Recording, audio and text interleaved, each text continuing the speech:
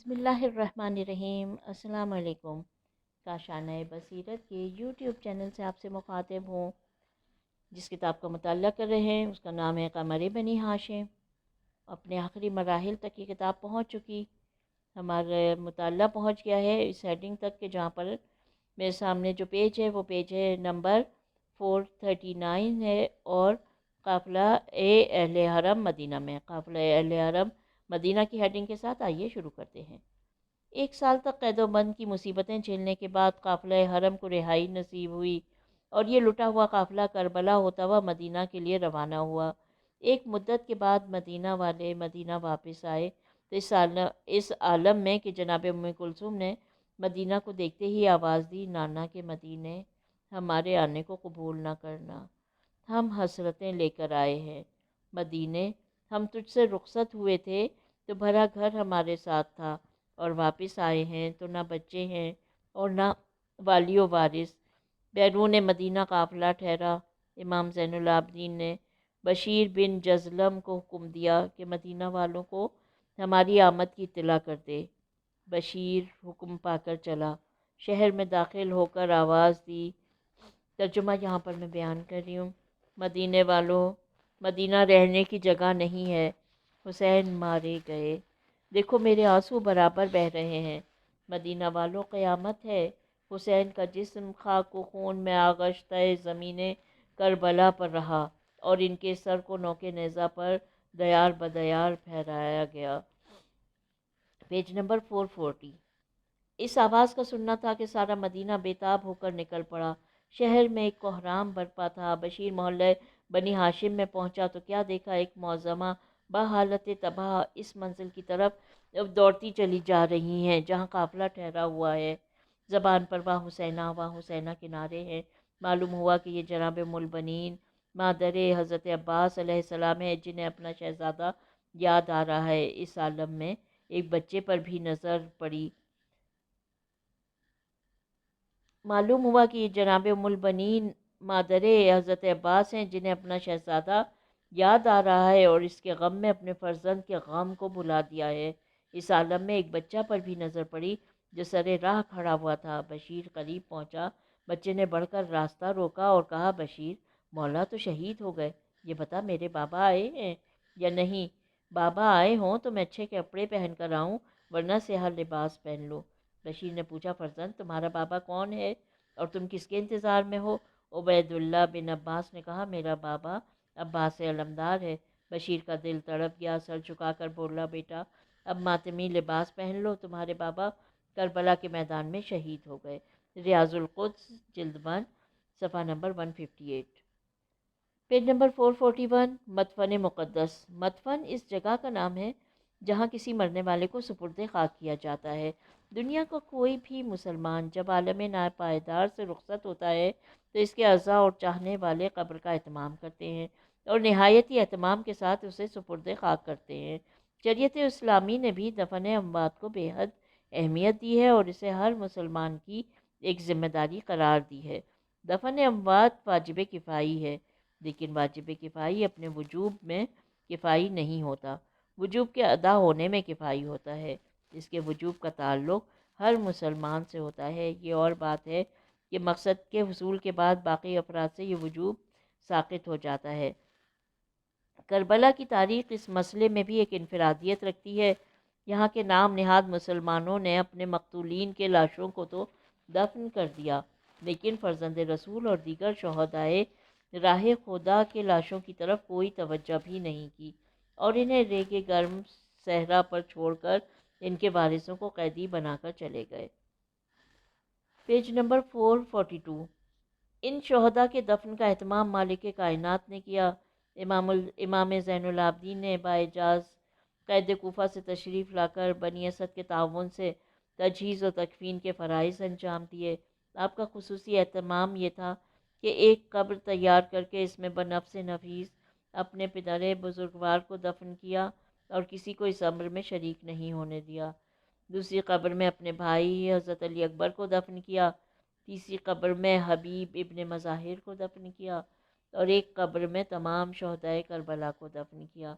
ان سب سے فرصت پانے کے بعد فرات کے کنارے ایک قبر تیار کرائی اور اپنے چچا عباس علمدار کو دفن فرما دیا۔ حضرت عباس کا امتیاز یہ ہے کہ آپ کی قبر مطہر تمام شہداء کی قبور سے جدا اور قدرے دور ہے۔ علماء اعلام نے اس جگہ کی تعبیر شط فرات مقابل ہائر جیسی لفظوں سے کی ہے۔ علام الورا پیج نمبر 127، عمدۃ الطالب پیج نمبر 339 اور انوار نعمانیہ پیج نمبر 344 وغیرہ ان کتب میں موجود ہے۔ اس امتیاز کے مختلف اسباب بیان کیے گئے ہیں۔ بعض علماء کا خیال ہے کہ یہ امام حسین سے حضرت عباس کی وصیت کا احترام ہے کہ میری لاش خیمے میں نہ لے جائیے گا۔ بعض حضرات کا کہنا ہے کہ یہ شیر کے قبضے کا احترام ہے کہ صبح قیامت تک فرات کے کنارے ایک پیاسے ہی کا قبضہ رہے گا۔ علامہ مکرم رحمۃ اللہ علیہ نے تو یہ توجیہ کی ہے کہ یہ صبح قیامت تک حضرت عباس علیہ السلام کی امتیازی شان کو باقی رکھنے کا اہتمام ہے کہ دنیا قبروں کا انداز ہی دیکھ کر یہ سمجھ لے کہ اس شہید میں کوئی خصوصیت ہے جو دیگر شہداء میں نہیں ہے۔ Page number 443۔ اور اس کے کرامات و کمالات بھی اسی کے نام سے موسوم ہوتے رہے اور ان کی عظمت صاحب کرامات کی عظمت کا اعلان کرتی رہے۔ شہدائے کربلا میں سب ہی عام تاریخ دفن کے اعتبار سے ایک امتیازی حیثیت کے مالک ہیں۔ دنیا میں ہر شخص کا مدفن ایک ہوتا ہے اور یہاں ایک ایک شہید کے دو مدفون پائے جاتے ہیں، کہیں جسم دفن ہوا اور کہیں سر اقدس۔ لیکن حضرت عباس اس میں بھی ایک انفرادیت کے حامل ہیں۔ آپ کے جسم اقدس کو 3 مدفون میسر ہوئے۔ ایک وہ جگہ ہے جہاں تن پاش کو دفن کیا گیا، ایک وہ منزل ہے جہاں سر اقدس کو سپرد خاک کیا گیا، اور ایک وہ مقام ہے جہاں دونوں ہاتھوں کو تھوڑے فاصلے پر زیر خاک چھپایا گیا۔ یہ مقامات کہاں ہیں اور ان کی نوعیت کیا ہے، یہ ایک الگ بحث ہے جس میں کوئی تحقیقی رائے قائم کرنا سخت مشکل ہے۔ اتنا ضرور مسلم ہے کہ جسم اقدس اسی مقام پر ہوا ہے جہاں روضہ مظہر بنا ہے۔ اس کے علاوہ دونوں بازو اور سر اطہر کے بارے میں روایات مختلف ہیں اور یہ اختلاف روایت کسی اور شے کی نشاندہی کرے یا نہ کرے، اتنا ضرور بتاتا ہے کہ اس شہید کی لاش مظہر بھی ہے صحیح و سالم نہ رہ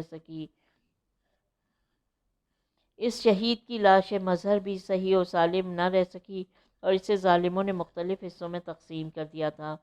سر اقدس کے بارے میں علامہ محسن الامین عالمی کی تحقیق یہ ہے کہ یہ دمشق کے قبرستان باب صغیر میں دفن ہے، اور میں نے خود اس جگہ پر ایک کتبہ دیکھا ہے۔ یہ اور بات کہ اب یہ کتبہ محفوظ نہیں ہے۔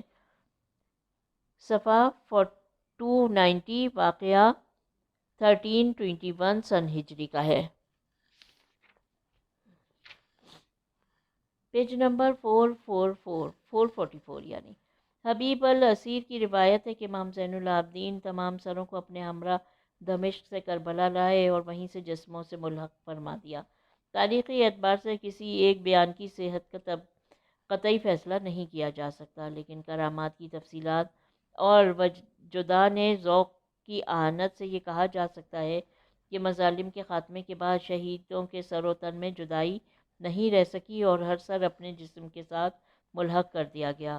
اب یہ کس طرح ہوا، اس کے وسائل و اسباب کیا تھے، اس کا کوئی واضح ثبوت نہیں ہے۔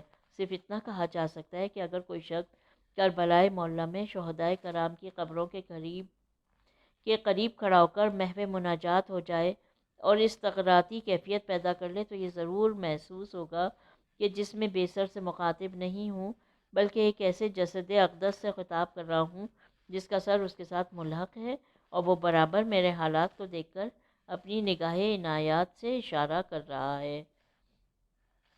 زیارت، اب یہ ہیڈنگ ہے زیارت کی۔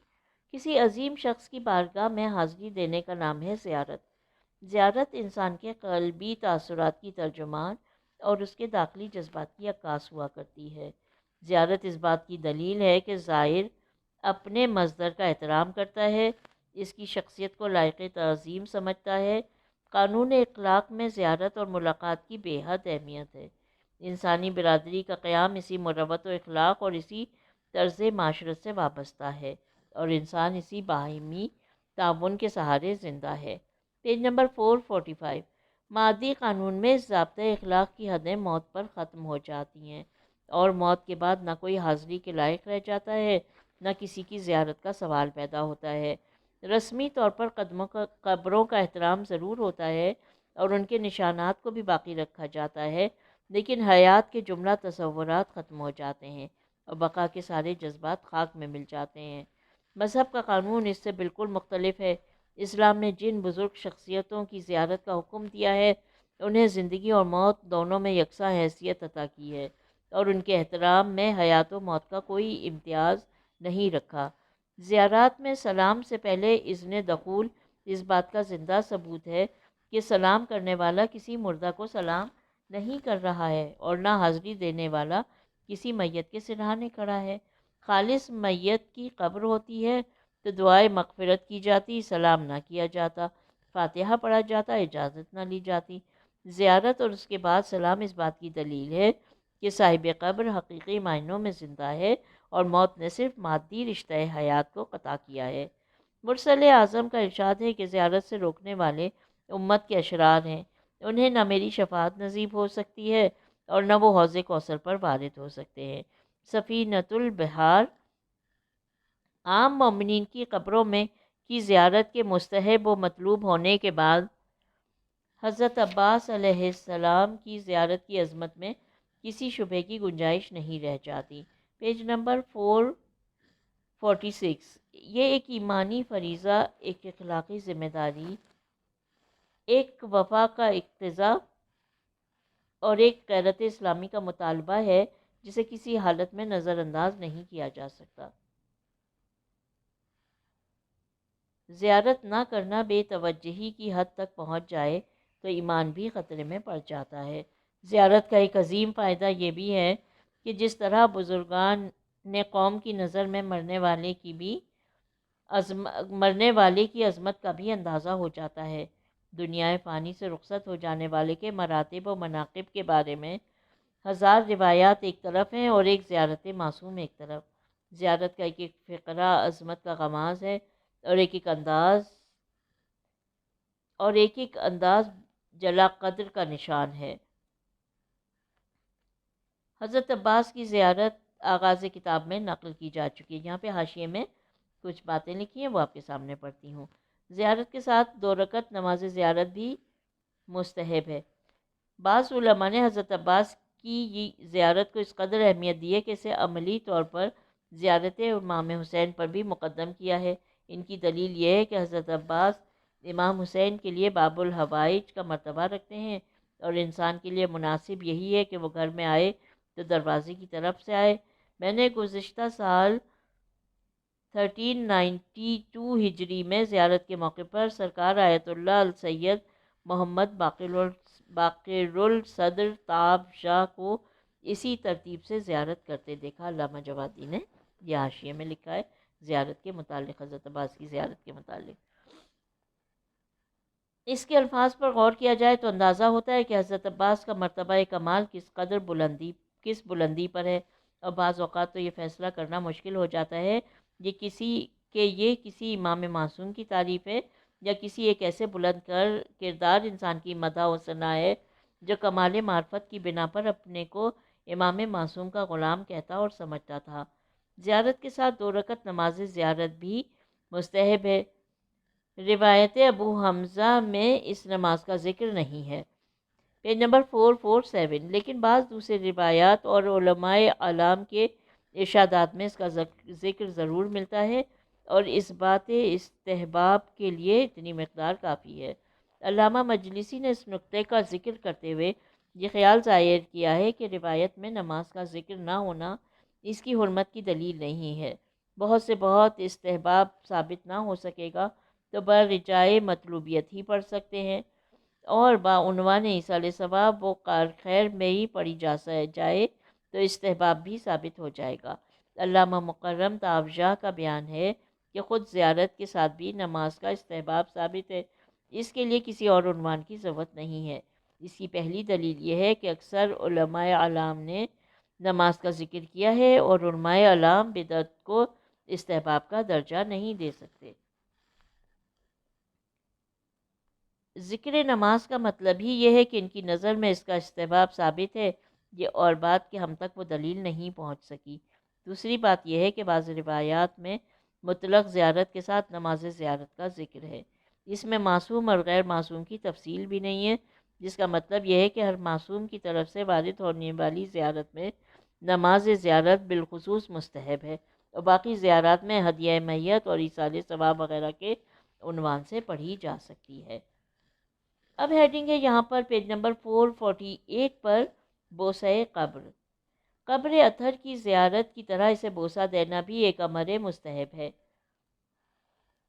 مزار بہار صفحہ نمبر 180 کی روایت کی بنیاد پر خود صادق آل محمد نے صفوان جمال کو تقبیل قبر کا حکم دیا، اور علماء اعلام نے بھی اپنی کتابوں میں قبر اقدس کو بوسہ دینے کا ذکر کیا ہے۔ قبر اقدس کی طرف چوکھٹ کو بوسہ دینا بھی ایک تعظیم و احترام کا طریقہ ہے، جو قطعاً ایک محبوب عمل ہے۔ سرکار مجدد محمد باقر بہیمانی حرم سید الشہداء کی طرح حرم حضرت عباس علیہ السلام میں بھی اتباع مبارکہ کو بوسہ دیا کرتے تھے۔ علماء اعلام کی سیرت مبارکہ شرعی حجت کے نہ ہونے کے باوجود ایک اہمیت کی حامل ہوا کرتی ہے۔ ان کے شرعی اعمال اس بات کی دلیل ہوتے ہیں کہ ان کی نظر میں جواز یا استحباب کی کوئی اہم دلیل ہے جو ہماری نگاہوں کے سامنے موجود نہیں ہے۔ واضح رہے کہ بوسہ دینا سجدہ کرنے سے مختلف ایک امر ہے۔ بوسہ دینا ایک محبوب عمل ہے اور سجدہ کرنا قطعاً غیر محبوب۔ سجدے کا مسلم قانون یہ ہے کہ وہ غیر خدا کے لیے قطعاً جائز نہیں ہے۔ معصوم کی چوکھٹ پر خدا کا سجدہ شکر ہوتا تو سبحان اللہ، ورنہ یہ بات کسی طرح صحیح نہیں ہے۔ یہ اور بات ہے کہ یہ صرف ایک عقلی احتمال ہے، ورنہ در معصوم پہ سجدہ کرنے والے معصوم کو معصوم اور بزرگ کو بزرگ ہی سمجھتے ہیں۔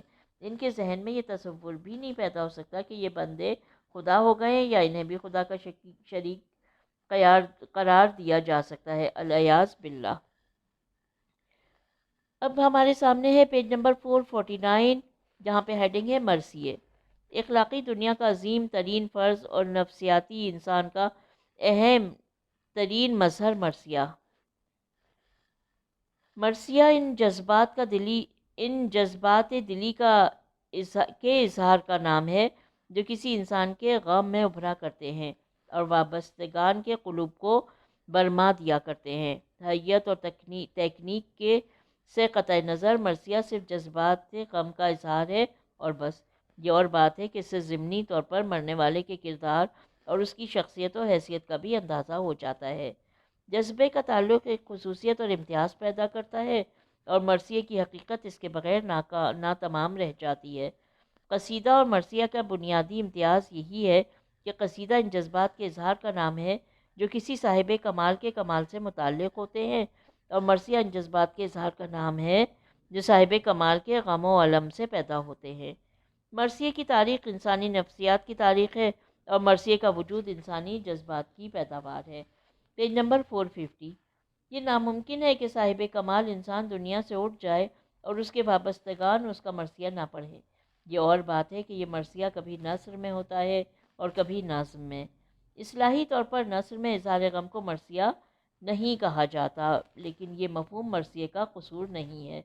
یہ صرف عربی مزاج کا تقاضا ہے کہ عرب فطری طور پر شاعر ہوا کرتے ہیں۔ وہ اپنے محفل ضمیر کو اجتماعی طور پر نظم ہی میں ظاہر کیا کرتے تھے۔ ان کا رجز، ان کی مدح، ان کی ہجو سب عام طور پر نظم ہی سے متعلق ہوا کرتی تھی۔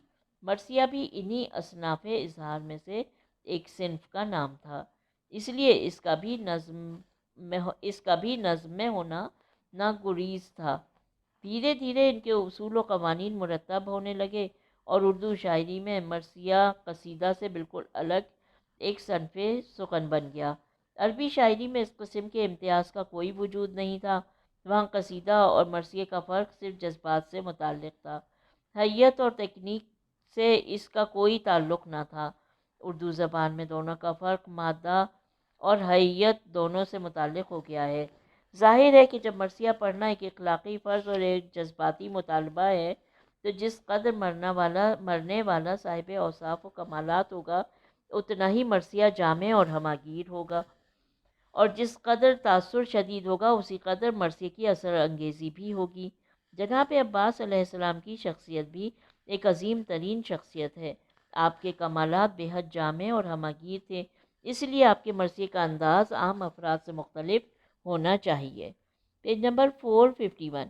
یہی وجہ تھی کہ جب بقی میں جناب ام البنین آپ کا مرثیہ پڑھا کرتی تھیں تو مروان جیسا یہی وجہ ہے کہ جب بقی میں جناب ام البنین آپ کا مرثیہ پڑھا کرتی تھیں تو مروان جیسا دشمن اہل بیت بھی چند لمحہ ٹھہر کر آنسو بہایا کرتا تھا اور آپ کے بیان سے متاثر ہوئے بغیر نہ رہ سکتا تھا۔ عام طور سے مشہور یہی ہے کہ سب سے پہلے جناب عباس علیہ السلام کا مرثیہ آپ ہی نے پڑھا ہے، لیکن تاریخی اعتبار سے اس سے پہلے بھی مرثیے کا وجود ملتا ہے، اور تاریخی کربلا کے بیان کے مطابق سب سے پہلے آپ کا مرثیہ امام حسین نے پڑھا ہے۔ لاش علمدار کے سراہنے پہنچ کر امام حسین نے جن جذبات کا مظاہرہ کیا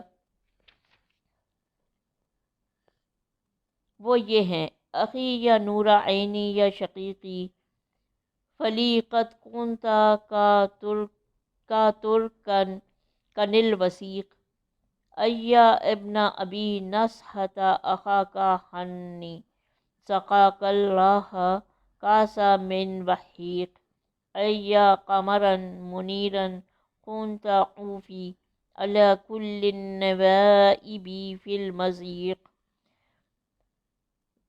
نباعدک لا قطیب لنا حیاتا سنجم جمع فی الغداة علی الحقیق اللہ للہ شکوائی و صبرا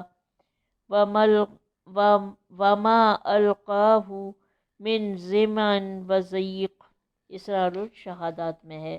اس کا اردو ترجمہ نہیں ہے میرے پاس، نہیں تو میں اس میں کتاب میں اردو ترجمہ اس کا نہیں ہے جو امام حسین نے جن جذبات کا اظہار کیا تھا، ورنہ میں اردو ترجمہ پڑھتی۔ یہاں پہ جو بھی غلطی ہوئی ہو، جو کوتاہی ہوئی ہو، اس کے لیے بہت معذرت، اور یقیناً پروردگار عالم اس کوتاہی کے لیے مجھے معاف فرمائیں گے۔ Page number 452۔ اس کے بعد جناب ام البنین کے دو مرثیے ہیں جن میں آپ نے اپنے جذبات غم کا اظہار کیا ہے اور اپنے لال کی اس مصیبت کا تذکرہ کیا ہے جو پورے واقعہ کربلا میں ایک انفرادی مصیبت ہے، اور جس کے بیان کرنے کی نصیحت ایک ذاکر حسین کو عالم دریا میں خود جناب عباس نے کی تھی۔ اب اس کا یہاں پر ترجمہ موجود ہے، کتاب ابصار العین صفحہ نمبر 31، منتہی الاعمال۔ ترجمہ: اے وہ شخص جس نے میرے لال عباس کو عظیم لشکر پر ایسے عالم میں حملہ کرتے دیکھا ہے جب اس کے پیچھے بہت سے حیدری شیر اور بھی تھے، مجھے خبر دی گئی ہے کہ میرے لال کے سر پر اس وقت ضربت لگی جب اس کے ہاتھ قطع ہو چکے تھے، اور اس ضربت نے اسے گھوڑے سے گرایا تھا۔ میرے لال، کاش تیری تلوار تیرے ہاتھ میں ہوتی تو کوئی شخص تیرے پاس قریب آنے کی ہمت نہ کرتا۔ Page number 453۔ اب دوسرا مرثیہ، یہ پہلا مرثیہ تھا جناب ام البنین کا جس کا ترجمہ میں نے پڑھا۔ اب یہ دوسرا مرثیہ ہے۔ اس مرثیے میں آپ فرماتی ہیں، اس مرثیے میں آپ نے اپنی کنیت پر روشنی ڈالتے ہوئے اظہار غم کیا ہے اور یہ بتایا ہے کہ ام البنین اس ماں کا نام ہوتا ہے جس کے فرزند زندہ رہتے ہیں، اور میرے لال تو کربلا میں کام آ چکے ہیں، اب مجھے ام البنین نہ کہنا۔ ترجمہ ہے: میری بہنوں، مجھے ام البنین نہ کہو، مجھے میرے شیر یاد آ جاتے ہیں۔ کبھی میرے بیٹے زندہ تھے تو میں ام البنین تھی، اب تو ان میں کوئی زندہ بھی نہیں رہ گیا۔ ہائے، میرے 4 شیر تھے اور سبھی گلا کٹائے پڑے ہوئے ہیں۔ یہ اس وقت شہید ہوئے جب بھوک اور پیاس نے ان کے جوڑ بند تک خشک کر دیے تھے۔ کاش مجھے یہ معلوم ہوتا کہ کیا یہ خبر صحیح ہے کہ میرے عباس کے ہاتھ قلم کر دیے گئے۔ Page number 554۔ اب مرثیہ فضل بن حسن ہے یہاں پر۔ علامہ عبدالحسین امینی تابجہ نے الغدیر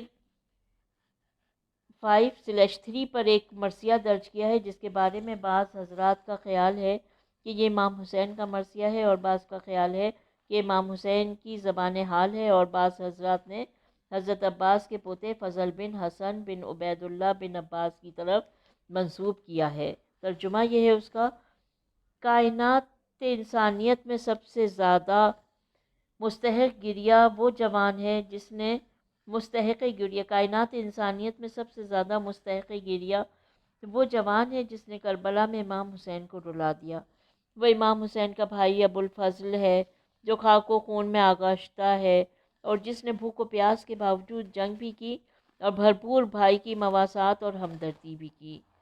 پیج نمبر 455۔ ان مراثی کے علاوہ بے شمار مرثیے مختلف زبانوں میں تاریخ میں موجود ہیں۔ ان مراثی کا امتیاز یہ ہے کہ اسی دور کے ہیں جس دور کا واقعہ ہے، اور واقعے سے قریب ترین تعلق رکھنے والوں کے تاثرات ہیں۔ اچھا، اب یہاں پہ مجھے ایک حاشیہ نظر آ رہا ہے جس پہ لکھا ہوا ہے پیج نمبر 241۔ 241 کی کچھ تفصیلات ہیں یہاں پر، پیج نمبر 241 کی، وہ میں آپ کے سامنے پڑھتی ہوں، پھر انشاءاللہ آگے بڑھتے ہیں۔ لیکن ابو الفضل العباس کے حالات کا تجزیہ گواہ ہے کہ وہ ایک مرد کامل تھے، اور ان کی زندگی یقیناً ایسی تھی کہ انہیں مرد کامل کہا جائے۔ وہ علم و عرفان کے اعتبار سے بھی کامل تھے، اور عزم و ہمت کے اعتبار سے بھی، فن حرب کے اعتبار سے بھی کامل تھے، اور جذبہ خدمت کے اعتبار سے بھی۔ ان کے کمال ان کی میراث تھا، ان کا کمال ان کی میراث تھا۔ ان کے عزائم کی بلندی انہیں ابو جد سے ملی تھی۔ ان کے ارادوں کی پختگی ان کی آغوش تربیت کا عطیہ تھی۔ ان کا حوصلہ جہاد ان کے نسل ابو طالب میں ہونے کا نتیجہ تھا۔